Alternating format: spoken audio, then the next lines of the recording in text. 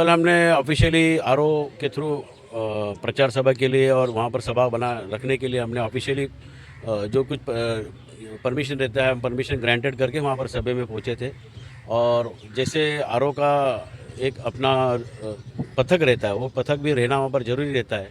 और वहाँ पर हमारी जो सभा शुरू हो रही थी, शुरू होते ही जैसे प्रतिभा पाटिल का जो भाषण शुरू हुआ, उसके अंदर विरोधी के लोगों ने, खास करके भाजपा लोगों ने वहाँ पर अपने गुंडे लोग भेज के वहाँ पर गुंडेगिरी करने की कोशिश की।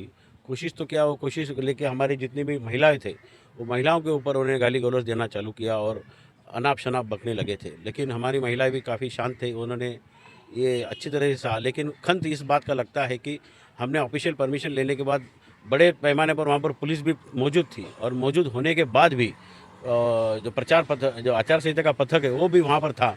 लेकिन मुझे बड़ी दुख की बात लगती है कि इन्होंने वहाँ पर कोई दखल नहीं दिया और उन्होंने वहाँ पर कोई वीडियो शूट वहाँ पर किया नहीं है। और उनकी तरफ से आचार संहिता का जो परमिशेबल प्रचार सभा थी, उसके अंदर उन्होंने एक वहाँ पर गुनाह तो भी नोन करना चाहिए था, एक या आरओ का एक लेटर तो भी जाना चाहिए था पुलिस डिपार्टमेंट में कि ऐसे ऐसे परमिशन होने के बावजूद बाहर के लोग वहाँ गुंडागिरी कैसे कर रहे हैं। लेकिन अफसोस की बात है कि ये सब मिले हुए, हर जगह से मिले हुए हैं और इन पे कोई उम्मीद नहीं मेरे को। वाद विवाद कहीं हमारा वार्ड है ही नहीं है, हम शांति से रहने वाले हैं। यहाँ पे जो लोग हैं अच्छे संस्कार के लोग हैं, ये कभी झगड़ा बिगड़ा चाहते नहीं है। लेकिन यहाँ पर जो वार्ड के अंदर जो चल रहा है, ये बाहर से झगड़ा आ रहा है, बाहर से लोग आ रहे हैं, उसके अंदर गुंडागिरी कर रहे हैं। महिला के ऊपर शर्म लगनी चाहिए उनको कि महिलाओं के ऊपर 10-15 बच्चे लोग आते हैं और गाली गलौज करते हैं और अनाप शनाप बकते हैं। जो ऐसी गाली जो औरतें सुन नहीं सकते, ऐसी गाली दी जाती है। तो ये जो भाजपा जो कर रही है, शर्मनाक बात है। मैं तो बोलता हूँ ये सारे मीडिया के थ्रू तो पूरा महाराष्ट्र में बात फैलनी चाहिए कि देखो, तुम लाड़की बहन बोल रहे हो, लेकिन लाड़की बहन के साथ कैसे अत्याचार कर रहे हो तुम।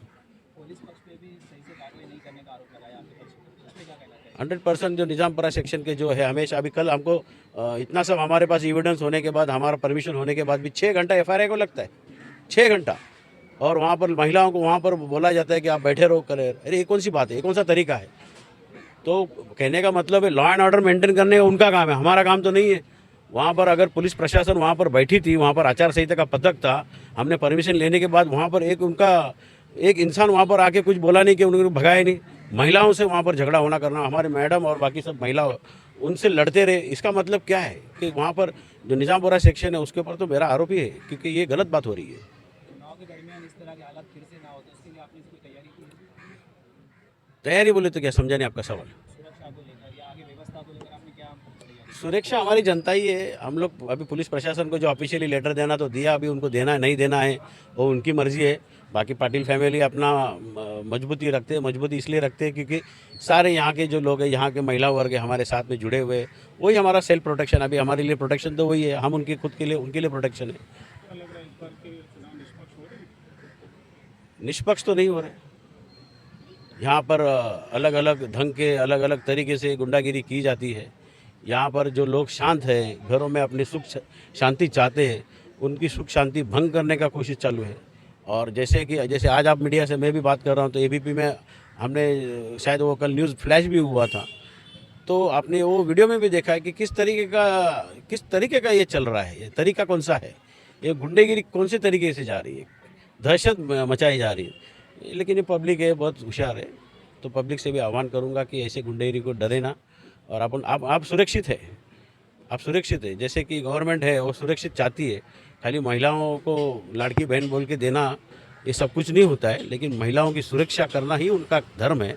लेकिन देखा गया है कि उनके ही लोग कल अच्छे बेबस होके गंदिया गंदिया गाली हमारे लेडीज़ लोगों को दे रही थी। तो कहाँ का महिलाओं का रिस्पेक्ट कहाँ है, लड़की बहनों का रिस्पेक्ट कहाँ गया? यानी जब चुनाव आता है तो आप हमारा रिस्पेक्ट लेडीज़ को रखते ही नहीं। तो ये हमारे लिए एक दुख की बात है कि बोलते कुछ है, करते कुछ और। विरोधी पक्ष के ऊपर अगर आपने आरोप लगाया है, उनका ये कहना है कि वो घर के नीचे घुसी और उसके बाद इसे मामला हुआ, तो आप इस पर क्या कहना चाहेंगे? आप जाके वीडियो शूटिंग देख सकते हो, वहाँ पर झगड़ा क्यों हुआ। हमें तो खुजली नहीं ना किसी और के घर में जाने की। हम तो वहाँ पर 300 लेडीज़ लोगों की जो मीटिंग थी उसमें बैठे थे, तो आप शायद देख सकते हो, या हम लोग वीडियो, शायद आपने वीडियो देखा भी होगा कि वहाँ पर किसने आकर क्या किया है। हम ऐसे संस्कार के लोग हैं नहीं ना कि दूसरे के घर में जागने जाए। हम तो हमारा ही काम करेंगे, हमारे तरीके से हम हमारा प्रचार करेंगे ना। और हमें बात करने की तो बिल्कुल आदत नहीं है, फिर भी हम कुछ ऐसा कुछ देखते तो हम टेढ़ा मुँह करके चले जाते। उनके ऊपर नज़र भी नहीं करते, क्योंकि वो गांव के लोग है ही नहीं, कई बाहर के गुंडे लोग आके बसे हुए हैं। क्योंकि स्थानिक लोग हैं जो हमसे नज़र भी नहीं, ऐसे हमसे किसी काम ही नहीं कर सकते ऐसा गंदा काम, ये बाहर के लोगों के थ्रू बनाया जा रहा है गुंडेगिरी का।